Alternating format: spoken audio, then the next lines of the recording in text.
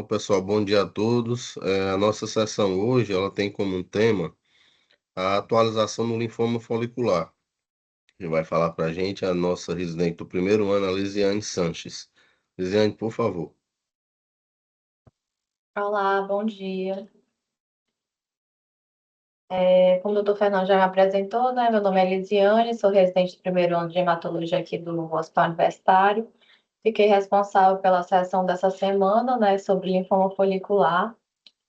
Mais especificamente, esse artigo, que é da Hematological Oncology, publicado pela Wiley nesse ano, né? O nome folicular linfoma, terapêuticas atuais e perspectivas futuras. Antes de começar a falar especificamente do artigo, eu trouxe uma revisão sobre linfoma folicular para poder ficar mais claro, né, entender melhor as terapêuticas atuais. Então, iniciando, né, o que é o linfoma folicular? O linfoma folicular é uma neoplasia linfóide, que ela é indolente, proveniente de células B mutadas do centro germinativo, representa 35% dos linfomas não Hodgkin, né, e tem uma apresentação com idade média aos 65 anos de idade, ou seja, são pacientes mais idosos, né, e tem como alguns fatores de risco já determinados, como a síndrome de Sjögren, o tabagismo e principalmente a exposição de pesticidas. Então, é muito importante questionar durante a anamnese dos pacientes esses fatores de risco. Tem como apresentação clínica, né, mais comum a linfadenopatia difusa dolorosa, principalmente em região cervical e inguinal. Pode ter em outros locais mais centrais, com grandes massas, mas geralmente é uma linfadenopatia mais cervical e inguinal. O paciente pode ter também acometimento com hepatosplenomegalia, né? Então, às vezes, o sintoma que ele vai apresentar vai ser relacionado às visceromegalias, né? Como dor, saciedade precoce, aumento do volume abdominal. E 10 a 20% vão ter os sintomas B, né? Que é febre, dores noturna e perda de peso. Então, sempre tem que ser questionado também a questão dos sintomas B, né?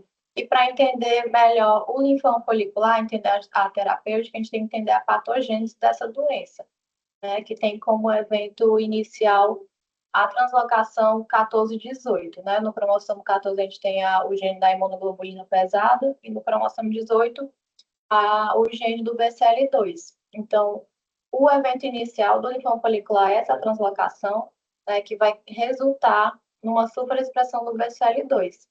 Esse evento inicial ele acontece na medula óssea, né? Então, as células B elas vão ter essa rearranjo, né, na combinação do VDJ, que vai restar na superexpressão do BCL2. Não significa que quem tem essa translocação vai ter o linfoma folicular, mas ela é o evento inicial para poder desenvolver, depois de ter algumas mutações agregadas, desenvolver o linfoma folicular.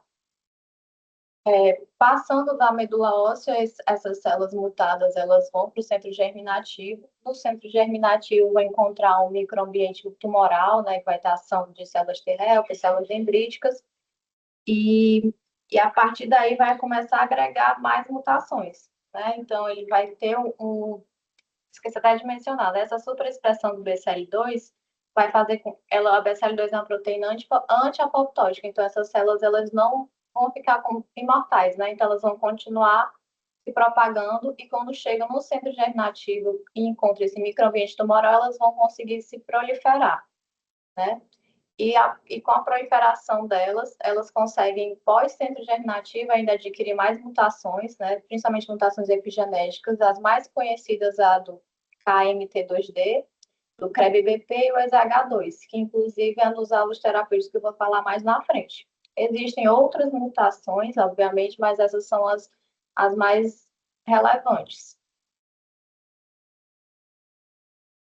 Seguindo aqui na imagem, eu trouxe essa imagem do Williams, que ela mostra em forma de imagem essa patogênese, essa sequência de eventos que eu acabei de mencionar, né?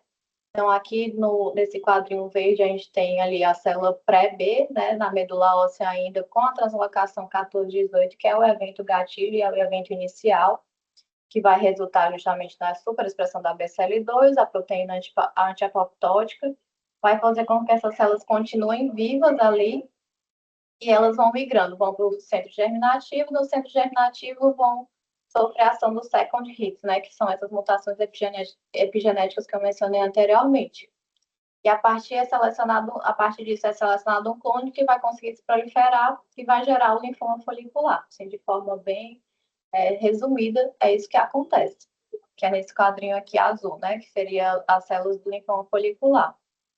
Aí ele até coloca aqui a sequência, que é o tratamento no quadrinho verde, né, que vai ser interrogação se vai ter resposta ou não ao tratamento, e a partir desse clone vai ter dois caminhos, né, ou o paciente vai ficar tratado, ou ele vai ter uma recaída com o mesmo tipo de linfoma, ou ele pode ter uma transformação, né, que vai adquirir outras mutações e pode ter uma transformação principalmente para o linfoma difuso de grandes células B, que é a transformação mais comum, que seria para um linfoma mais agressivo. Seguindo na caracterização, né, do linfoma folicular, é muito importante a imunohistoquímica para dar o diagnóstico, né? Então, como é uma neoplasia linfóide de células B, então as células vão ter marcadores para células B, né, que é o CD19, o CD20, o CD79A, PAC5, e vai ter marcadores do centro germinativo, né, que é o local principal dessa neoplasia. É o CD10, BCL6, BCL2 e immunoglobulinas de superfície. E já vai ser negativo para o CD5, CD23, ciclina D1, CD43, que vai dar diferenciada das outras neoplasias linfóides indolentes. E sempre lembrando que a translocação típica é a frequência muito alta nesse paciente, que é a translocação 14-18, que é o evento inicial da neoplasia do linfoma folicular. Seguindo ainda em relação ao linfoma folicular, muito importante é a histopatologia, né? Para ajudar no diagnóstico, na estratificação e até na estratificação para a gente determinar qual vai ser o tratamento que esse paciente vai ser submetido. E lembrando que como o linfoma folicular realmente tem esse padrão folicular, né, a gente vai ver vários folículos, a expansão, né, de vários folículos aqui na imagem, só que esses folículos eles não vão estar normais, né, digamos assim. O folículo ele é formado na parte mais central pelo centro germinativo, né, que tem uma zona escura e uma zona clara, que vai gerar a polarização desse folículo. E tem mais seguindo para a periferia, a gente vai ter a zona do manto e a zona marginal. Esse folículo doente do linfoma folicular, a gente não vai ter essa polarização, não vai ter a distinção da zona clara e zona escura do centro germinativo, e também a gente não consegue visualizar a zona do manto, né? Já praticamente é quase inexistente. Você vê só realmente o folículozinho aqui, um pouco espaço entre os outros folículos. E outra característica na histopatologia que pode ser vista é justamente a ausência dos macrófagos no centro germinativo. Dentro do folículo, essas células elas vão sofrendo maturação e algumas células elas sofrem apoptose, né? Porque nem todas as células vão ter utilidade no sistema imune. Então, na região mais periférica, vai ter esses macrófagos que vão gerar restos celulares e vai dar um aspecto de céu estrelado no folículo. Como essas células elas têm adquirido a BCL2, vão gerar uma imortalização dessas células, a gente não vai conseguir enxergar essa apoptose. Então, não, praticamente ausente macrófago e, consequentemente, não vai ter muitos restos celulares, que a gente não consegue ver. Até coloquei aqui macrófagos de corpos gengíveis estão na zona clara do centro germinativo e fagocitam os restos celulares sobre a apoptose. Isso é o normal. No caso do linfoma folicular, a gente não vai ver esses macrófagos, nem esse aspecto céu estrelado que é representado pelos restos celulares.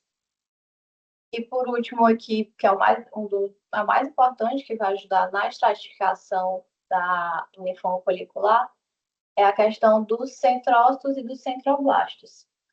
Os centrócitos, eles são mais presentes na região clara do centro germinativo, que é mais periférica. Então, os centrócitos são células menores, são células pequenas a médias, com núcleo em fenda, o citoplasma mais escasso, podem ser comparados até uma uva passa, né? Realmente é pequenininho e mais escuro. E os centroblastos são células maiores, né? São células com núcleo mais arredondado, tem um citoplasma mais abundante. E elas geralmente estão mais presentes na zona escura do folículo, do centro germinativo, né?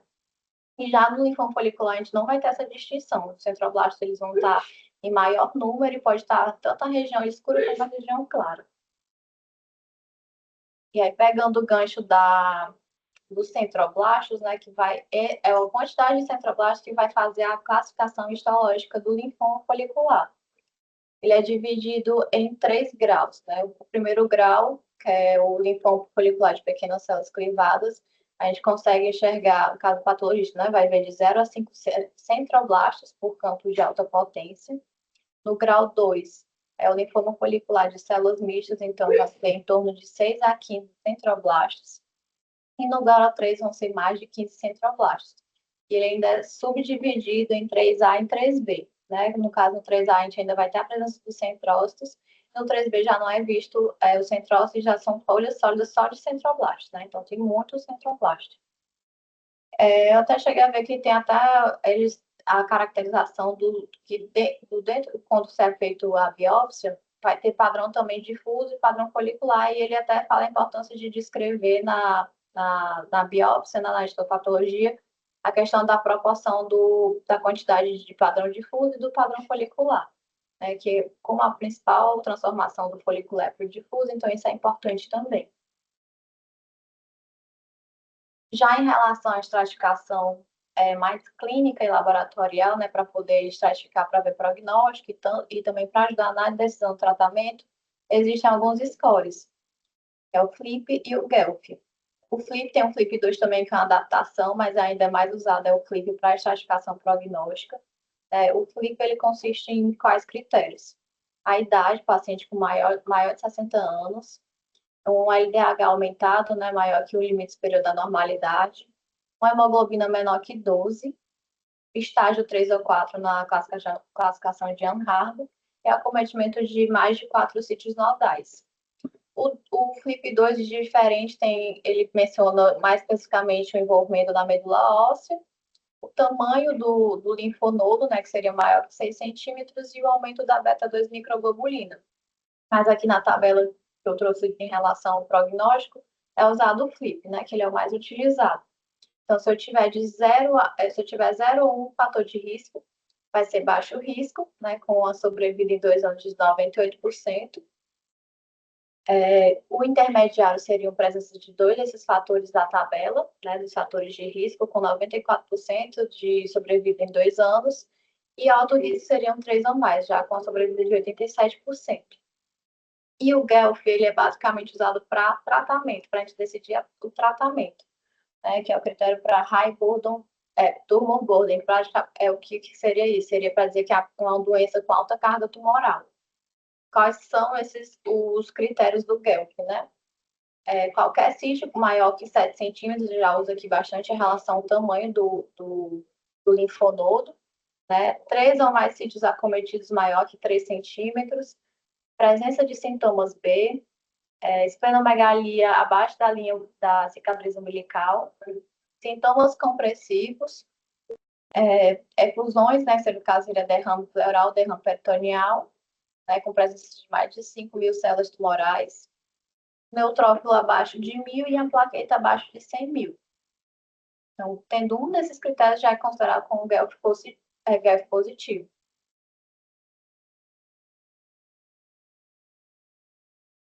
Então, o tratamento, né? Como é que a gente vai definir o tratamento? Quando a gente diagnostica o paciente com linfoma folicular, a gente vai ter 3 situações, né? Vai ter um paciente com uma doença localizada. Geralmente, o que seria a doença localizada? É o estágio 1, o estágio de Ann-Harvey, o estágio 2 contíguo, sem um volume tumoral, ou seja, sem massas muito grandes, sem massas compressivas. E com a ajuda do PET, você pode identificar que a neoplasia é localizada o acometimento no pé realmente é localizado. E nos estágios avançados, a gente subdivide em baixa carga tumoral e em alta carga tumoral. A baixa carga tumoral nos estágios avançados seria um paciente que não é tão sintomático, não tem uma progressão tão rápida e não tem os critérios de GEL, né, que foram os critérios que eu mencionei anteriormente. E a alta carga tumoral já é um paciente que é bem sintomático, você percebe que tem uma progressão rápida desse volume das linfonodomegalias, e tem presença dos critérios de Guelph, né, que um vai estar associado ao outro, justamente porque o critério de Guelph, ele fala muito em relação às massas tumorais e sintomas provocados por essas massas tumorais. E de opções terapêuticas, o localizado é baixa carga tumoral, estágio avançado com baixa carga tumoral, até eles podem, são bem semelhantes, né? Sendo como a primeira opção o watch and wait. Como é uma neoplasia indolente, a gente pode seguir com esse paciente só acompanhando, né? Acompanhando e verificando se vai aparecer algum sintoma, como é que vai ser a progressão da doença. No localizado já é bem definido que a radioterapia, inclusive, ela pode ter uma expectativa curativa, né? Mas também não foi visto, tem até estudos que mostram que não tem tanta diferença assim, em relação à sobrevida livre de doença no paciente que fica só em vigilância e o paciente que faz radioterapia. Então, realmente é um tratamento que é combinado, tem que ser combinado do médico e o paciente, né? Então, você tem a opção de fazer localizado o watch and wait, pode fazer radioterapia, e em caso de não resposta à radioterapia, pode também fazer a radioterapia com a imunoquimioterapia, que eu vou especificar mais na frente qual seria essa imunoquimioterapia. Como também pode até repetir a radioterapia em alguns pacientes. E na baixa carga tumoral, o watch and wait também ele pode ser feito, e tem como opções, com mais opções, a questão do uso do rituximab em imunoterapia, né, que são feitas 4 infusões semanais. E, em caso de não resposta, você também pode optar pela imunoquimioterapia, que já é a opção nos pacientes de estágio avançado com alta carga tumoral. Para especificar mais em questão do tratamento, eu achei essa tabelinha muito, muito boa do Programa Educacional da ESH 2020, que ele já vai, mas isso aqui é mais relacionado aos estágios avançados, né? Que, como eu falei, o estágio localizado, basicamente, o watch and wait. Caso o paciente queira fazer tratamento, você pode fazer a radioterapia no local acometido. E em caso de não resposta, você vai submeter ele a um tratamento mais intensivo, né? Que seria um tratamento já com imunoquimioterapia. Então, aqui nessa tabela, ele traz pacientes que não foram expostos à imunoquimioterapia, né? Já seriam os pacientes de estágio avançado.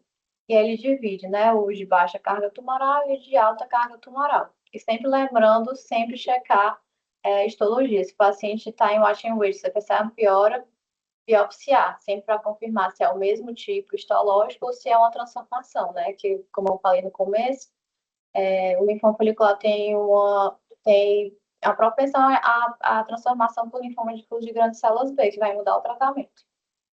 Então, aqui no caso dos pacientes com baixa carga tumoral, aí ele coloca o W&W, que é o Watch and Wait, o rituximab em monoterapia, que ele é basicamente as 4 infusões semanais, você pode fazer manutenção também depois, ou fazer até essas doses subsequentes dessas quatro infusões semanais também acrescentando, e a radioterapia.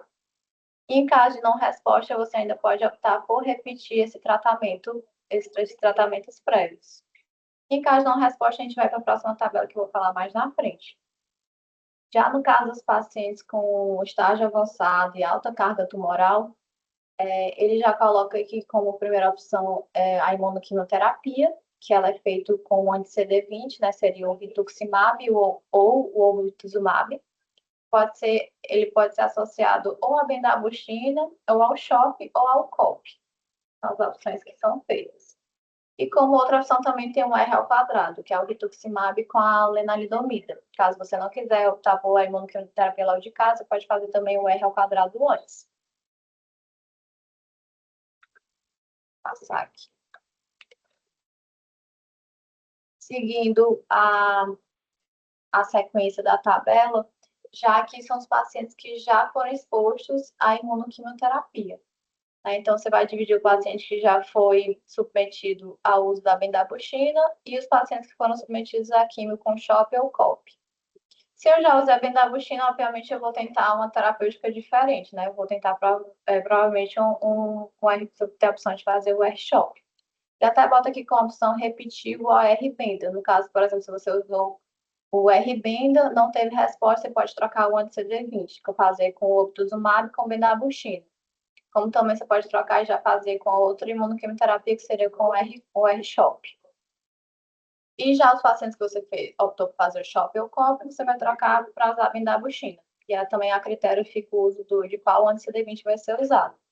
apesar de já ter estudos que comprovam a superioridade do obtuzumab em relação ao rituximab.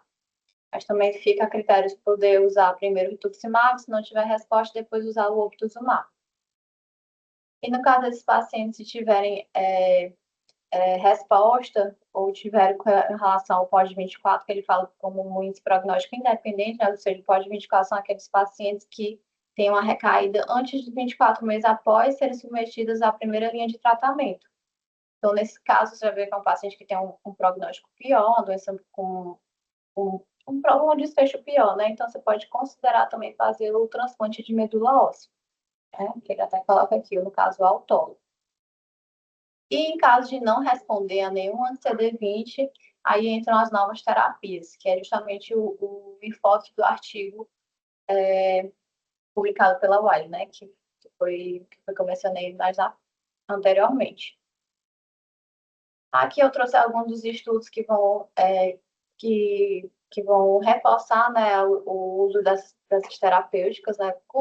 Na primeira linha, a gente tem o linfoma folicular com baixa carga tumoral, o RESORT, né, que ele realmente comprova a questão do rituximab ele compara, né, o rituximab a cada 3 meses contínuo com o rituximab quando progressão após ter feito aquelas 4 doses semanais que eu mencionei, que não teve, o tempo de falha foi semelhante, então é preferível com esses pacientes você fazer o rituximab monoterapia e só repetir a dose do rituximab quando tiver progressão, e não deixar uma terapia contínua, diminui toxicidade e diminui custo, né, porque a gente sabe que o rituximab, pelo menos aqui na realidade do Brasil, é muito difícil a gente conseguir.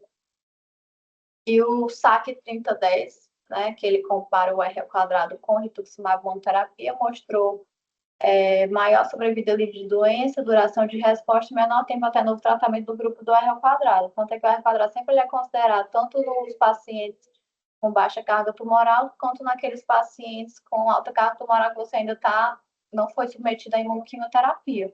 Então, tem uma boa resposta em relação ao R ao quadrado e é uma terapêutica que tem menos toxicidade, né? Lembrando que esses pacientes são mais idosos, eles são pacientes mais frágeis, então é uma opção muito boa fazer o R ao quadrado, antes de submeter o paciente à imunoquimioterapia.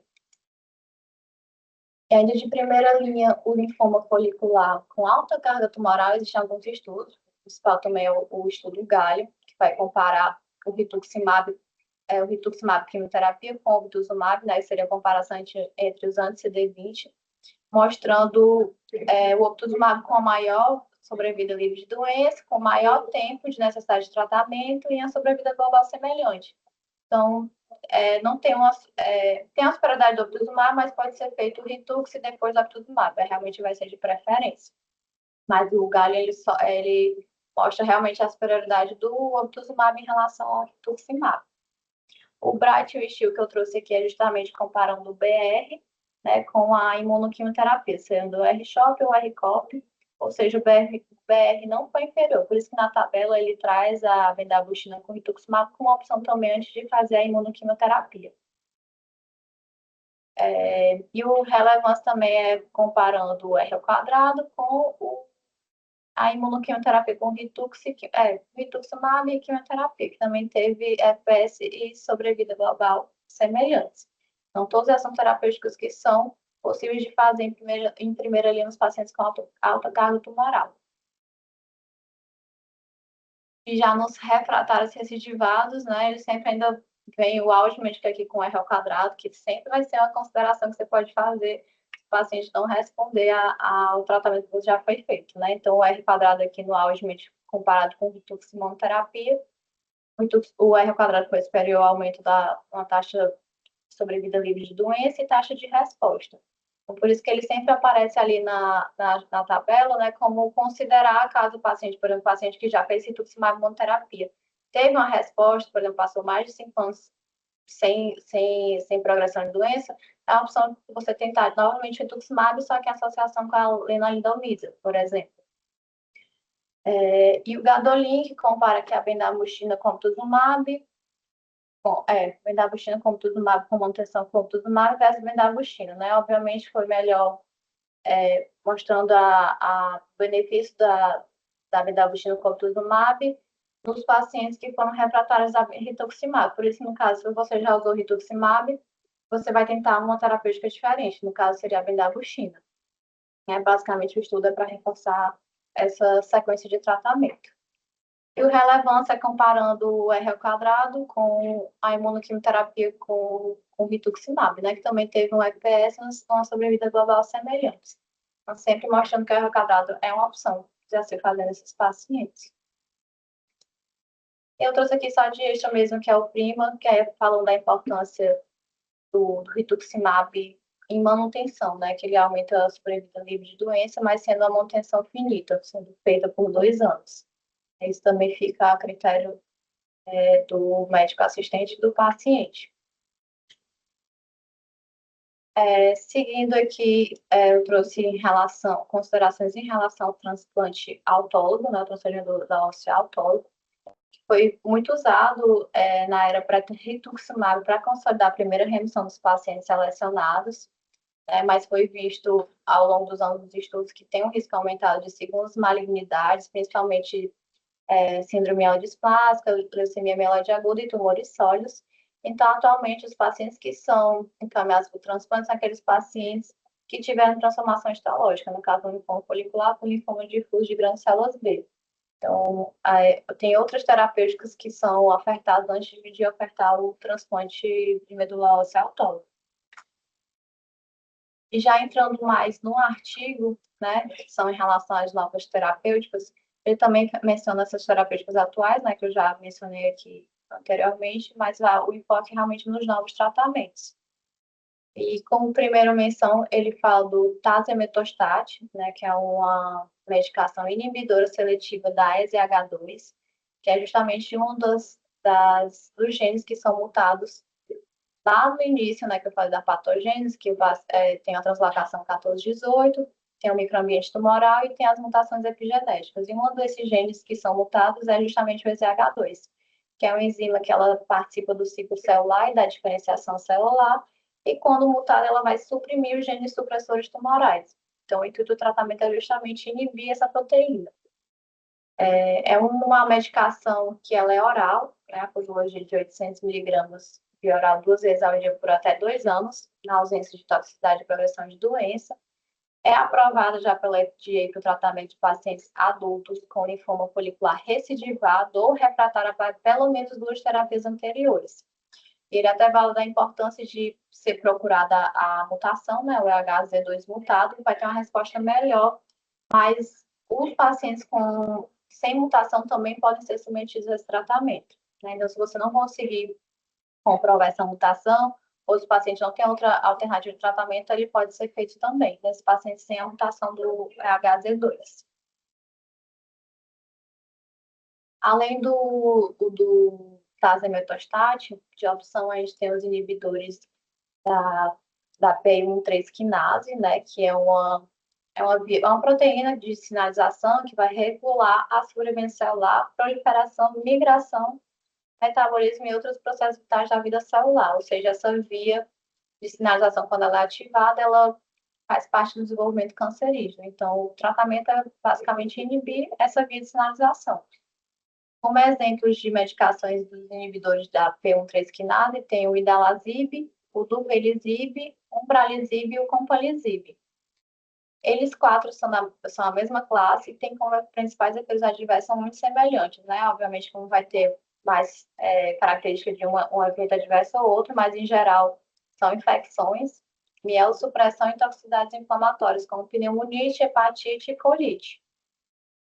Essas medicações, elas foram bem controversas, né? Inicialmente, elas foram aprovadas para tratar o linfoma folicular recidivado refratário, mas depois, com exceção do compalizib, eles foram retirados, né, por conta do aumento de risco de morte nos pacientes com LLC. Que esse estudo foi feito com linfomas indolentes e foram vistos que não estavam tendo o desfecho adequado, então eles foram retirados. O compalizib, inclusive, acho que já foi até retirado dos Estados Unidos, ele não é mais usado. Né? Então, futuros inibidores da P13 quinase neoplasias malignas de células B permanecem certos justamente por conta desse desfecho desfavorável e geralmente são reservados, principalmente o compalizib, para uso em pacientes que não são elegíveis ou que já não têm nenhuma outra opção terapêutica. né? Então, realmente, eles ficam mais, assim, nas últimas opções de tratamento. Seguindo nas novas terapêuticas, né? Então, eu falei do tazemetostat, os inibidores da P13 quinase, e aí, seguindo, a gente tem os biespecíficos, né? Que são anticorpos que se ligam a um alvo na superfície da célula maligna e se ligam a outro alvo de uma superfície de célula T normal. Alguns desses biespecíficos foram estudados no linfoma folicular, como o mosunetuzumab, o odonextamab, os nomes bem difíceis, e o epicoritomab.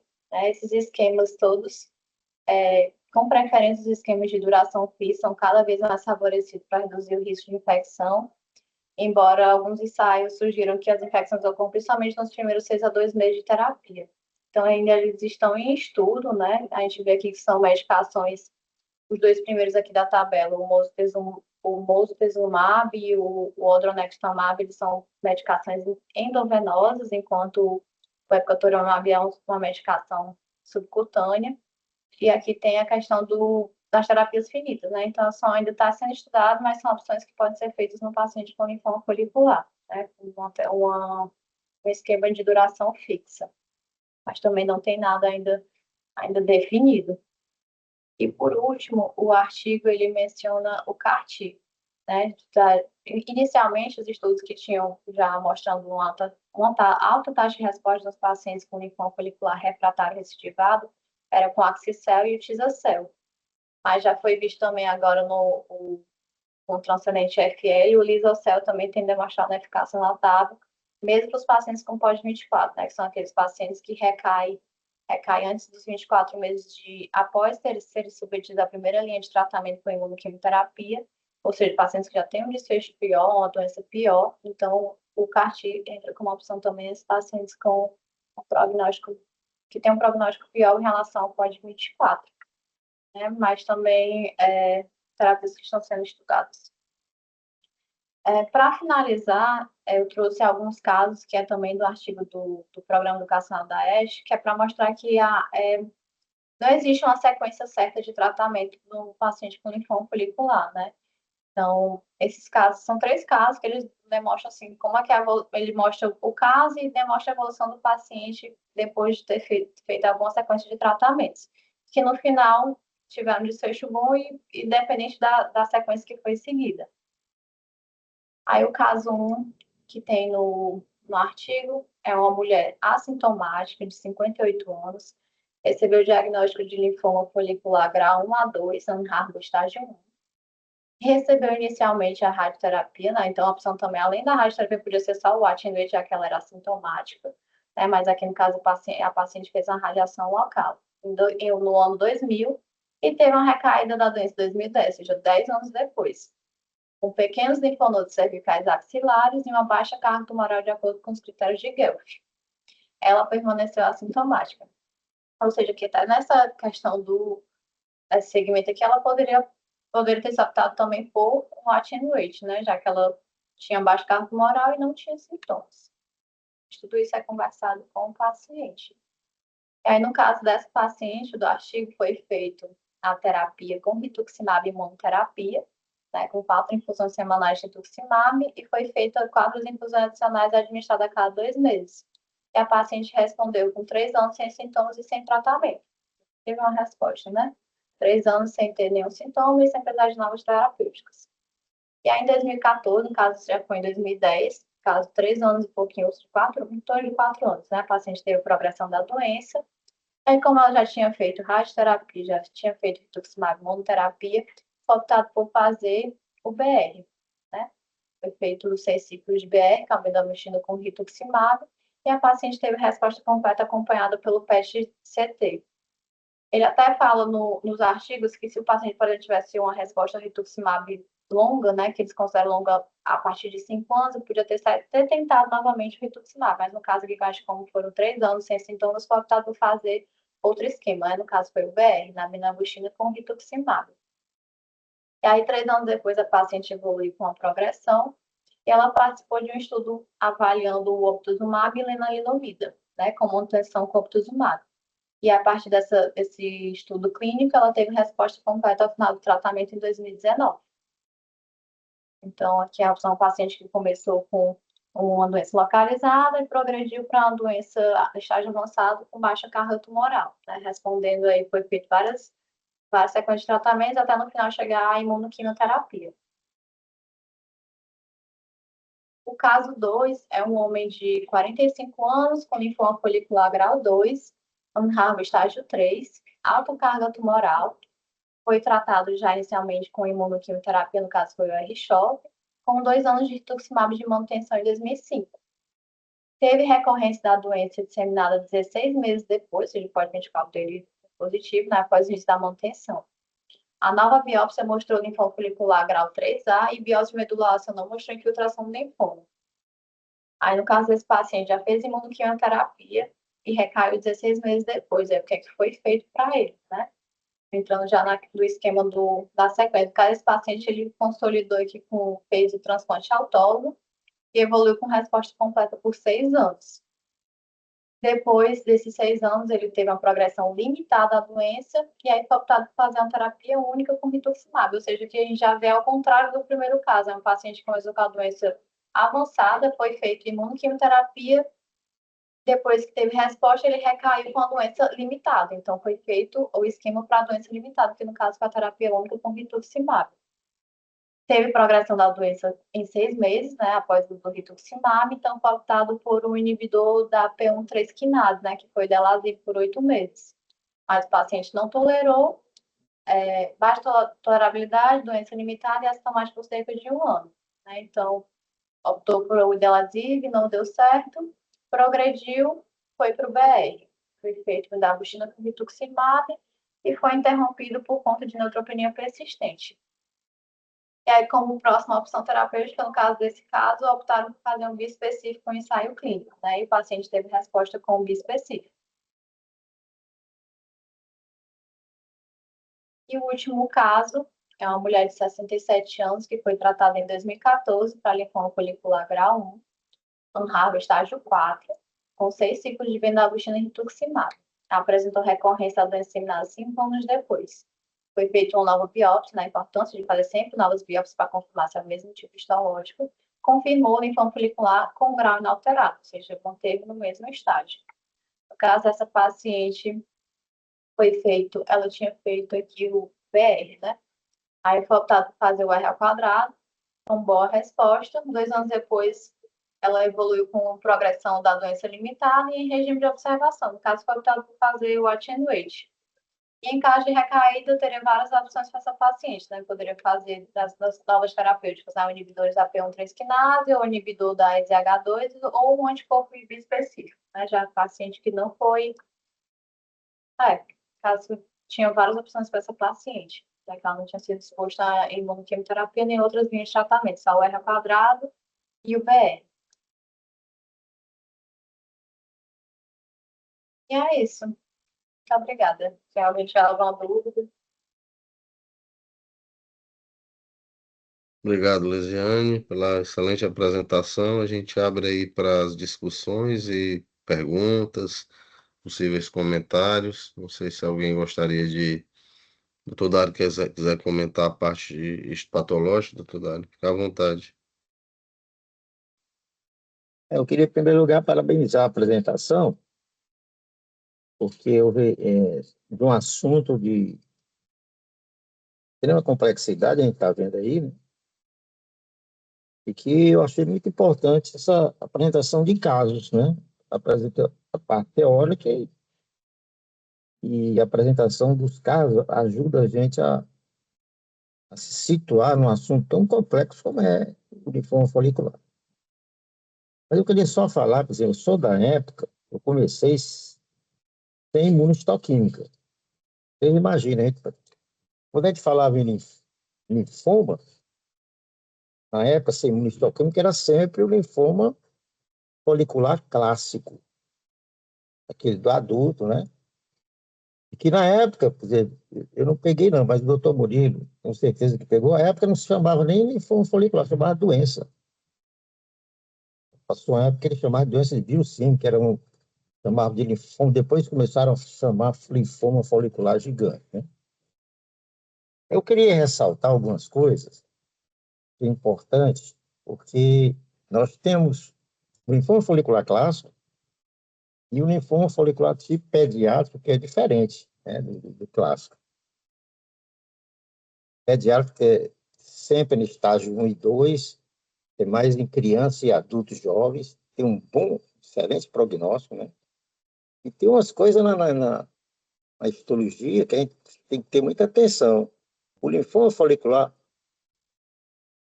tipo pediátrico, ao contrário do adulto, não expressa BCL2. Muito parecido com o linfonodo reativo, né? Que você tem o centro germinativo, o linfonodo reativo, é negativo ao BCL2. Mas no linfoma folicular clássico, que ajuda o patologista, ele é positivo. Já no tipo pediátrico, não, é negativo. E também não tem a translocação. Então, a gente tem que ter muito cuidado, porque o pediátrico, por exemplo, tem um índice de proliferação celular elevado, a I67 é elevado. Já o linfoma folicular clássico, o índice de proliferação é baixo. Nos ajuda muito, porque mais o linfonodo reativo, o índice de proliferação celular no centro germinativo é alto. Então, essas coisas no pediátrico a gente tem que olhar com muito cuidado, porque é interessante isso aí, porque você pode ter, como a gente falou aí, a coroa linfocitária que desaparece no linfoma folicular clássico do adulto, ela pode estar presente, essa coroa linfocitária, embora delgada, no pediátrico. E outra coisa, do linfoma folicular clássico, você tem um folículo que é monótono. Pediátrico, tem que ter muito cuidado, que aparece ictiócitos, que são geralmente presentes, aqueles ictiócitos até fagocitando, no linfonodo reativo. Então, estou chamando a atenção, isso o patologista tem que ficar atento. E outra coisa, quando a gente fala em folicular, por exemplo, o linfoma folicular tem origem no centro germinativo. Mas existe outro linfoma, que aí foi, né, pela evolução da imunologia, que pode ter uma apresentação folicular, numa fase, que é o hoje descrito, que é o linfoma folicular, que expressa o CD3. Nele aí está incluído a linfadenopatia, o linfoma tipo de angioimmunoblástico, certo? Então, para o patologista, tem que ficar atento. Em primeiro lugar, 3 situações podem confundir com o linfoma folicular clássico, né? Seria o quê? Esse linfoma, que é folicular também, mas que é T, é de células T, que expressa o CD3. O folicular clássico é o CD20, que expressa. E também linfoma das células do manto, que às vezes pode ter uma apresentação nodular. É claro que aí a histologia pode ser difícil, mas aí a imunohistoquímica é que ajuda a gente a fazer diagnóstico diferencial entre esses 3 tipos, o folicular clássico, né, o da zona do manto, que pode, célula do manto, pode ter uma apresentação nodular, né, e esse linfoma folicular, que é uma entidade que é ligada ao linfoma de células T, que expressa o CD3 e que expressa também o CD10. Isso é muito importante em saber disso. Então, essas explicações eu queria dar, viu, Fernando? Obrigado. Obrigado, senhor Todari. Eu queria fazer um comentário que eu acho que é importante para nós, do ponto de vista clínico, que o linfoma folicular 3B, ele tem um comportamento, pelo predomínio de centroblastos, ele tem um comportamento como linfoma agressivo. Então, ele tende a ter uma evolução, tem mais grandes massas, tem uma evolução um pouco mais agressiva, e aí acaba que esse tipo de linfoma você precisa tratar realmente a princípio, com quimioimunoterapia, Então, esse é um ponto. Eu acho que quando a gente fala de linfoma folicular, a gente está sempre diante de vários espectros de apresentação de doença. Então é preciso ter isso com clareza, que a mesma doença ela vai se comportar de forma diferente em cada indivíduo. E aí é preciso ter isso de uma maneira muito bem determinada para fazer uma proposta de plano terapêutico, né? Então, algumas vezes você não precisa tratar, é só observar. Algumas vezes você trata, mas de uma maneira menos agressiva, só com imunoterapia ou mesmo radioterapia, isoladamente. Ou, e algumas vezes você tem que, nessas recaídas, principalmente no nosso cenário, onde nós não temos acesso à bendamustina, né, apesar até de ser padronizado no hospital, a gente acaba tendo que usar o transplante autólogo como uma alternativa, né? E assim, na verdade a bem da verdade, o ideal seria que isso fosse, se tivesse várias opções e pudesse discutir com o paciente, né? Mas assim, para nós no SUS, o autólogo ele é de fato como em outras doenças, uma opção muito importante. E a gente tem bons resultados, tá? Os nossos transplantes autólogos do linfoma folicular. Quando você pega essas refratariedades, e aí dentro do contexto do acesso, digamos assim, a tudo que é possível, é muito interessante, né, a possibilidade da associação com a lenalidomida, mesmo o obinutuzumab. Eu pessoalmente não gosto muito do obinutuzumab, acho que às vezes um pouco tóxico e, enfim, mas tem colegas que usam, gostam e não acham tão tóxico, não tem experiência positiva. De todo modo, talvez uma das coisas mais interessantes do linfoma folicular é essa compreensão da translocação 14-18 e o entendimento do que, como se comporta a origem da doença, né? E em termos de refratariedade, para mim, o que tem de mais importante são duas opções. A possibilidade do uso do tazometostat, né, que é o inibidor do EZH2, que faz todo sentido, né? Ele realmente, inclusive eu acho que o Eduardo não está aqui, que é também patologista, mas a tese de doutorado do Eduardo, ela foi com a expressão dessas mutações, e o EZH2 de fato é interessante porque você acha o EZH2 em várias doenças, né? Desde a mielodisplasia até ao linfoma folicular. E aqui tem uma terapia-alvo, né? Que é esse tazometostat, que já tem um tempo que estão falando que vão lançar no Brasil, né? E dos biespecíficos,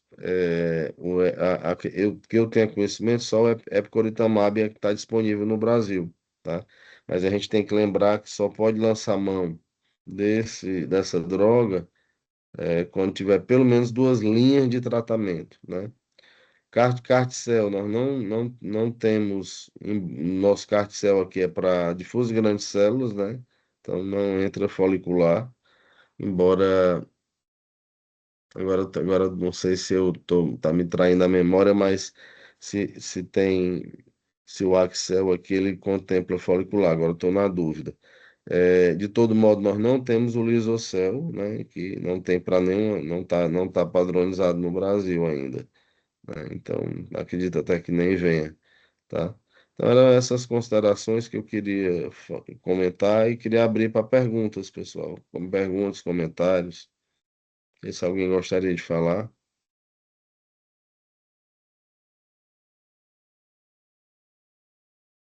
Então, vou pedir aí para o Felipe fazer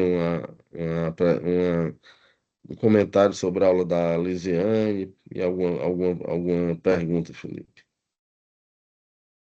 Bom dia, professor. É, Dia. Primeiro, parabenizar aí a aula da Lisiane, né? Acho que ela trouxe vários pontos importantes, mas destacar dois, né? A importância da gente estratificar e definir de forma adequada a indicação de tratamento inicial do paciente, né? A gente viu que um grande desafio do paciente folicular é o sequenciamento de terapias, então a gente define bem quando começa a primeira, né? Influi em todo esse processo, na definição de uso ou não de antraciclos, né? A agressividade da carga tumoral inicial. Então, a gente não se apressar, né, ao diagnóstico e querer tratar antes de definir se esse paciente tem uma indicação de tratamento real. E trouxe também a questão do sequenciamento, né, incluindo novas terapias. De forma clássica, né, a gente aqui não vai ter disponível a bendamustina, né, mas a gente acaba tratando muito similar ao difuso, inclusive na recaída, né, então se o paciente tiver essa recaída precoce, né, a gente vai acabar usando na prática, né, esquemas de White, né, o DAP associado ao ECD20, com resgate com autólogo, com consolidação com autólogo. E agora ela traz novas opções, né, que você já comentou, né, terapias alvos, inclusive via oral, né, como opções. Então, isso acaba que é um desafio maior, né, mas esse sequenciamento, né, a forma que eu trouxe foi bem importante para a gente entender opções. Perfeito, Felipe. Obrigado. Gostaria de ouvir então a Laura. Por favor, Laura.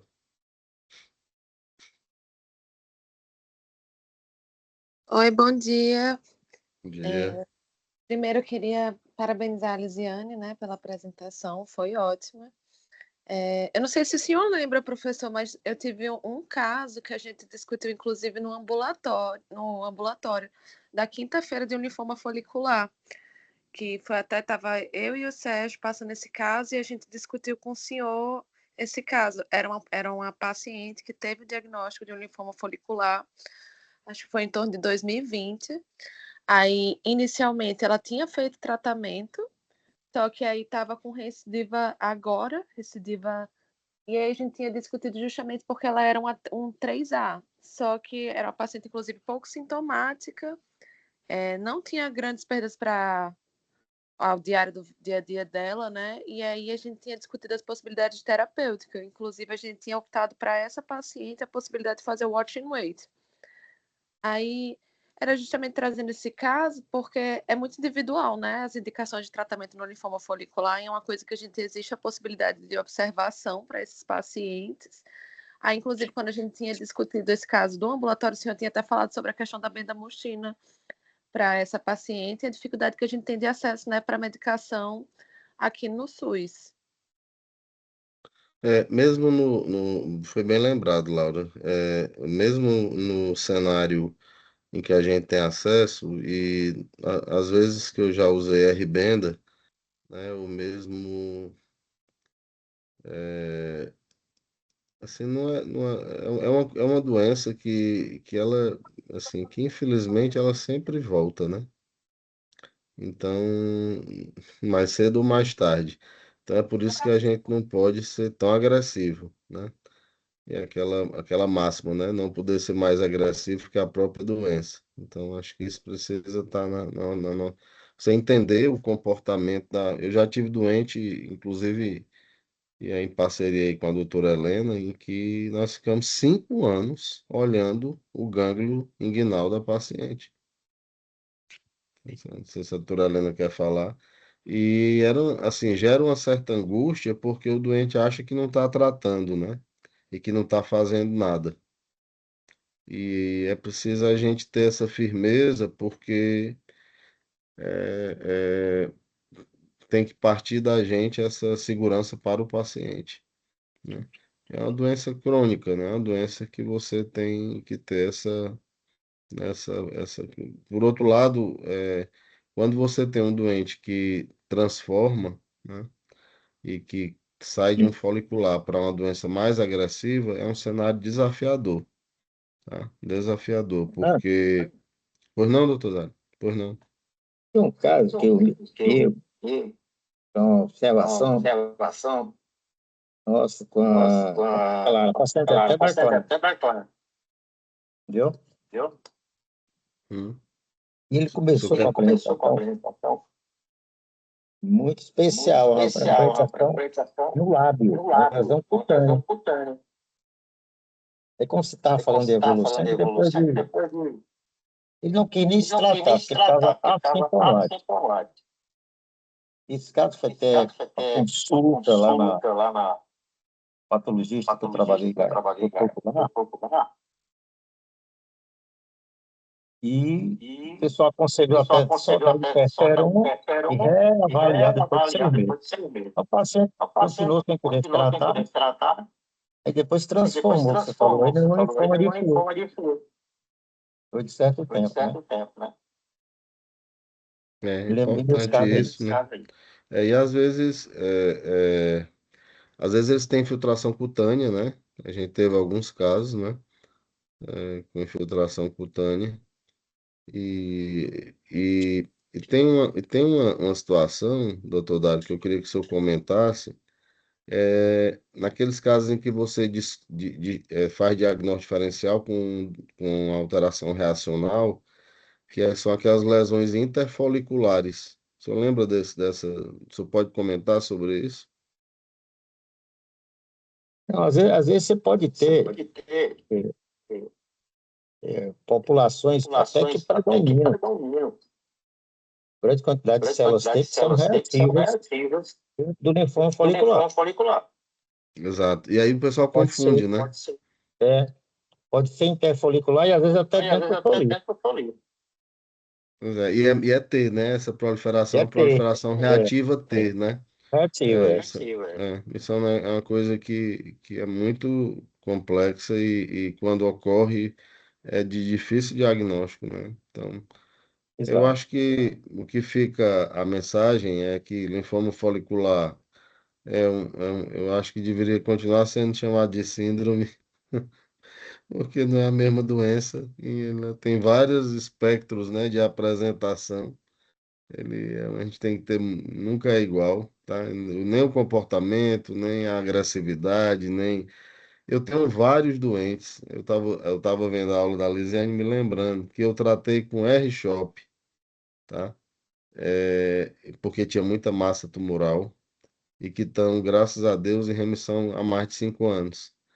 E tem alguns trabalhos que dizem que o tempo médio da resposta ao R-CHOP ideal são 5 anos. Eu tenho alguns que têm mais de 5. E tenho também alguns pacientes com lesões bem iniciais, mas alguns até em lesões capciosas. Eu tenho um que tinha uma lesão óssea, é uma lesão no crânio, que eu tratei com rituximab somente e fiz manutenção, de 2 anos de manutenção, que está em remissão até hoje.